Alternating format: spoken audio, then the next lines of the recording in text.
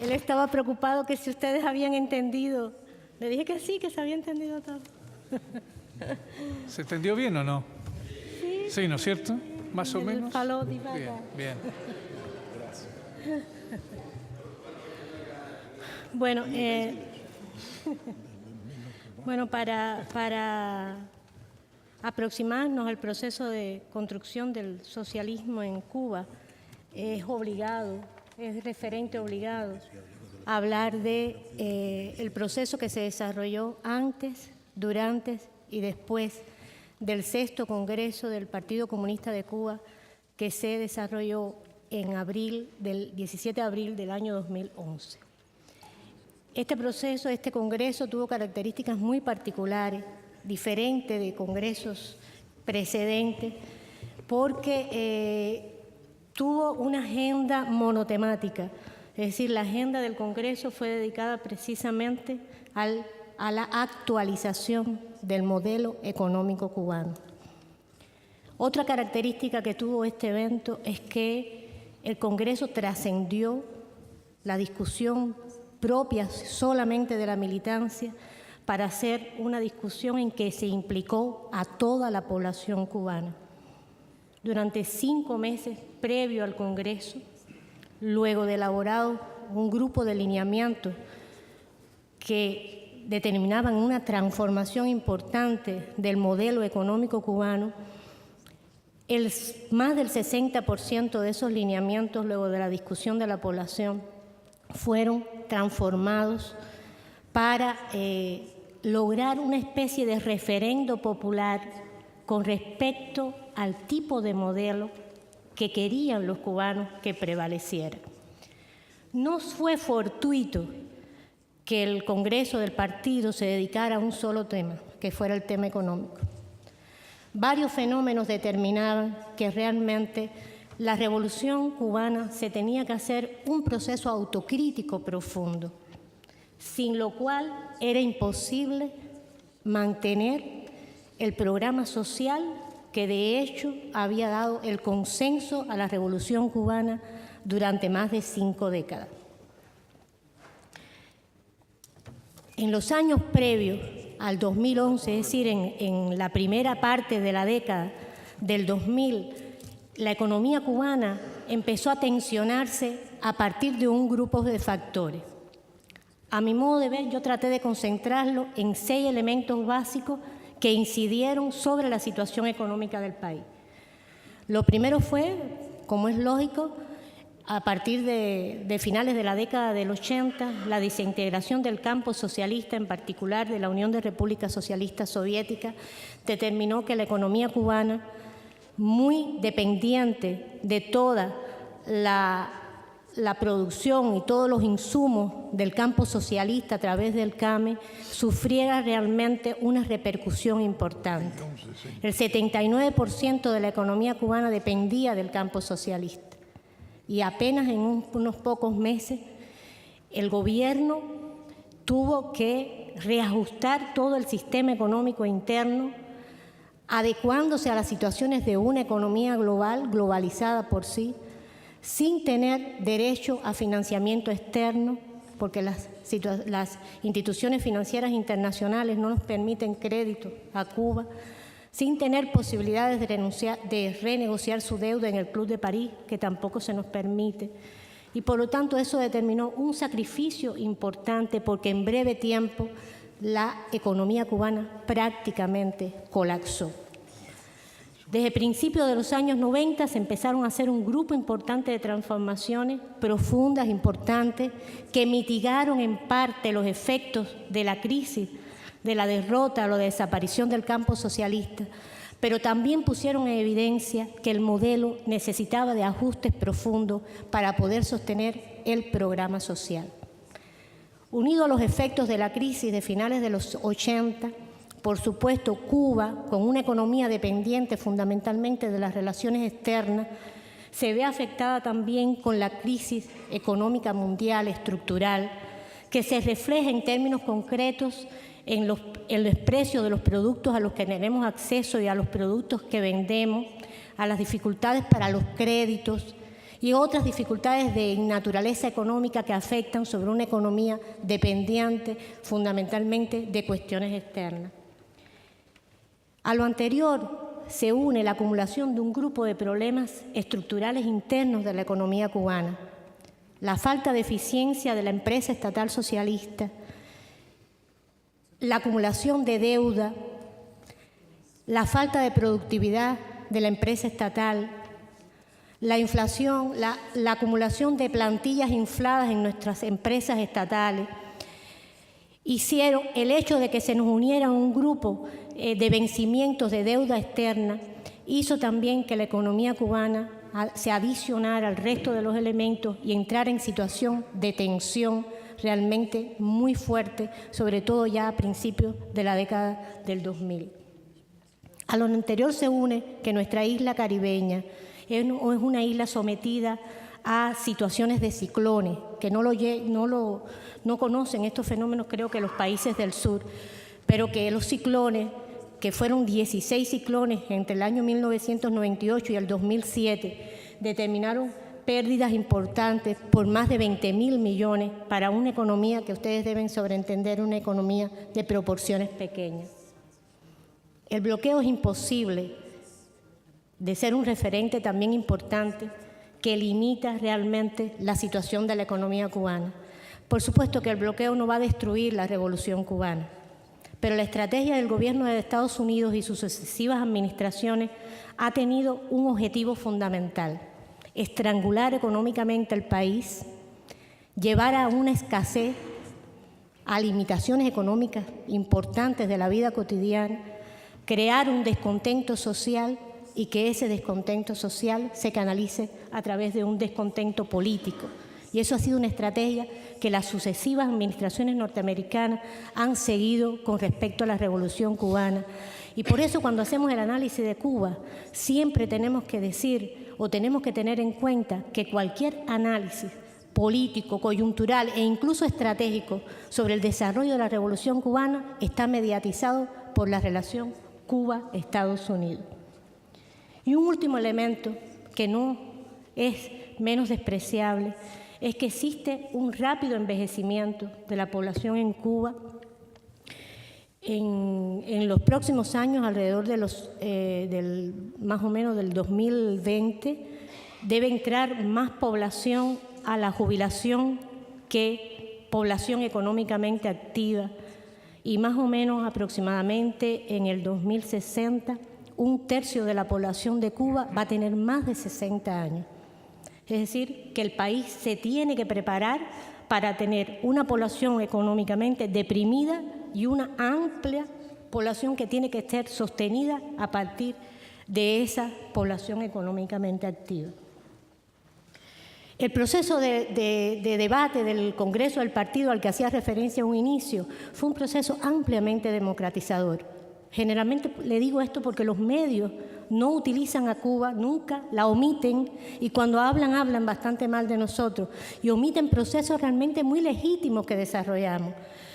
El proceso de alineamiento del Congreso del Partido fue un congreso que se debatió ampliamente por toda la población y, como le decía en un inicio, trascendió incluso la militancia del partido.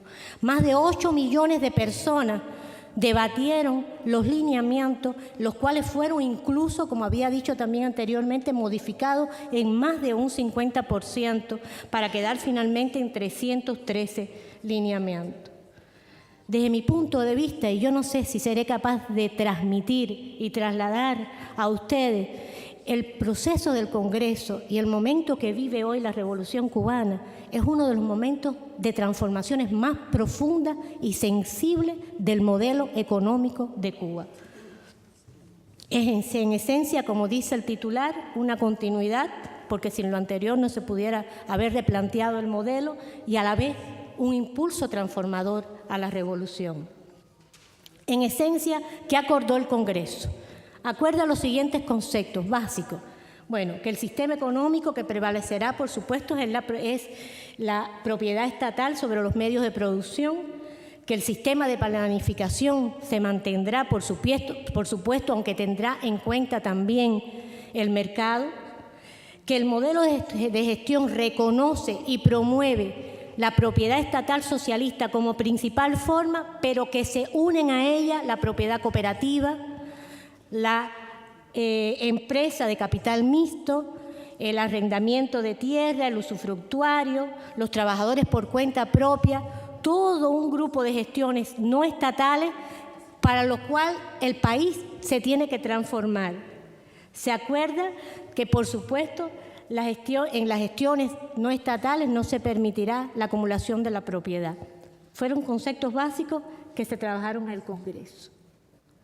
El Congreso aprobó una proyección de la economía cubana en una forma integral hasta el 2015. Se constituyó una comisión gubernamental para darle continuidad a todo lo que se había aprobado y se empiezan a elaborar los elementos conceptuales del modelo. ¿De qué se trata en concreto? Bueno, entre las principales acciones se trata de mantener, por supuesto, lo más sublime, lo que mantiene el consenso social, que es el programa en educación, salud, cultura, deporte, seguridad social, todo el programa social de la Revolución Cubana, que fueron las transformaciones, digamos, estructurales desde el principio de la obra y que sin ellas realmente el consenso social no lo mantiene la Revolución Cubana. Se trata de incrementar la productividad del trabajo, de suprimir las gratuidades indebidas, bajo el concepto de que el Estado socialista da posibilidades de derechos y oportunidades, pero no igualitarismo. Se trata de buscar, por supuesto, fuentes alternativas de financiamiento, porque realmente hay falta de liquidez, de mantener la participación del capital extranjero. Tenemos focos importantes con Brasil, préstamos importantes que ascienden a más de 900 millones de dólares en el puerto estratégico de Mariel. Se está haciendo el polo petroquímico con Venezuela en Cienfuegos, se está haciendo una hidroeléctrica, se trabaja con capital extranjero. Se trata de recuperar la capacidad exportadora del país, consolidar la industria farmacéutica y la biotecnología como una de las industrias de punta que ha tenido el Estado cubano y para partir de la cual es una fuente de entrada de divisas. Otorgar mayores facultades, por supuesto, de autonomía a la empresa social socialista, eliminando lo que nosotros llamamos en Cuba los chinchales, para dejar a la empresa socialista con los sectores estratégicos de la economía. Eliminar la dualidad monetaria. En Cuba circulan dos monedas. Es imposible económicamente, para el que sepa un poco de economía, saber que es imposible cuadrar una empresa con dos monedas. Se le paga a los trabajadores en moneda nacional, se compra en divisa. Entonces, bueno, se trata de ir eliminando la dualidad de moneda. Se va a eliminar también la libreta de abastecimientos. Quienes conocen a Cuba saben que en un momento determinado tuvimos que introducir la libreta para tratar de hacer una distribución equitativa. Bueno, poco a poco se va a ir eliminando también la libreta, es decir, un grupo de cosas fundamentales. Yo creo que una de las... No se mueve. Una de las cosas más importantes del Congreso fue la implementación. Es decir, inmediatamente de realizado el Congreso se empieza a establecer un grupo de leyes y decretos leyes a través de la Asamblea Nacional, como la ley del sistema tributario, que por supuesto no se hace balanceada de acuerdo a la situación económica del país. Se hizo la ley de migración, que no sé si algunos conocieron, que facilitaron realmente la posibilidad de que todo ciudadano cubano pueda tener acceso a un pasaporte y al visado. Antes se ponía un grupo de restricciones que en su momento se pusieron para resguardar el capital humano y no descapitalizara realmente el país. Hay otras cosas, como se está haciendo una ley para la empresa estatal, se está haciendo un experimento también con un grupo de cooperativas no agropecuarias. Se va a desarrollar la discusión en el anteproyecto del Código de Trabajo porque una parte importante de la población económicamente activa pasará a formas no estatales realmente de gestión y por lo tanto hay que hacer un nuevo Código de Trabajo que se va a discutir con todos los trabajadores para ver si en el 2013 puede ser legalizado. Se están haciendo experimentos en 2 provincias para separar la parte administrativa de la parte empresarial. Se están eliminando un grupo de prohibiciones que en su momento desempeñaron y se justificaron en una coyuntura que no tienen nada que ver con el Producto Interno Bruto, pero alivian la situación interna, como fue la transmisión de propiedad de vehículos, la Ley General de la Vivienda. Por ejemplo, las personas que emigran del país pueden dejar su vivienda a sus descendientes siempre que vivan en Cuba. Y así sucesivamente. Es decir, es un proceso realmente vertiginoso, rápido, de transformación profunda, sistemática, continua, de actualización de un modelo que sea sustentable y que, por supuesto, no está exento de dificultades, ni está exento de contradicciones internas. Yo le traté de traer, ya estoy terminando, 3 minutos más y termino, un fragmento del discurso del general Raúl Castro, precisamente un poco después de celebrado el Congreso del Partido, donde en sus propias palabras, si ustedes leen, se pueden dar cuenta las contradicciones incluso internas en el debate nosotros interno que tenemos alrededor de estas transformaciones. Decía Raúl, el mayor obstáculo que enfrentamos en el cumplimiento de los acuerdos del Sexto Congreso es la barrera psicológica, formada por la inercia, el inmovilismo, la simulación o doble moral, la indiferencia e insensibilidad, y que estamos obligados a rebasar con constancia y firmeza, en primer lugar, los dirigentes del partido, el Estado y el Gobierno en las diferentes instancias nacionales, provinciales y de los municipios. Somos pacientes y a la vez perseverantes ante las resistencias al cambio, sean estos conscientes o inconscientes.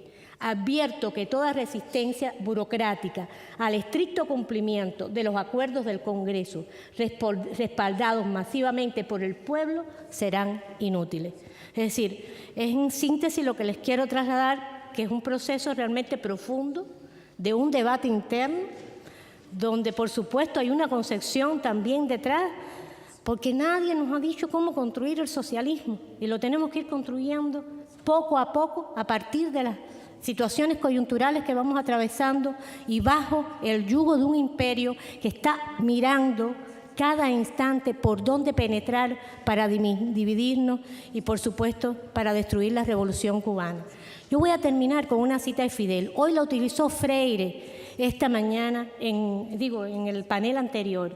Pero es que esta cita de Fidel realmente da la idea de que la Revolución Cubana, compañeros, es un proceso de transformación vivo, que no está inmóvil, que no está inerte, que realmente hay cambios, que queremos que se transforme, porque realmente la construcción de la Revolución Cubana, la construcción del socialismo cubano, no solamente es importante para el mundo, no solamente es importante para los revolucionarios, no solamente es importante para Latinoamérica, es importante para el propio pueblo cubano, porque hay una historia de lucha, hay una historia de sangre, hay una historia de sacrificio por la construcción de un proceso independiente, con autonomía, con justicia social frente al imperio, y nosotros tenemos que ser capaces, con la generación histórica, de construir un socialismo mejor. Muchas gracias.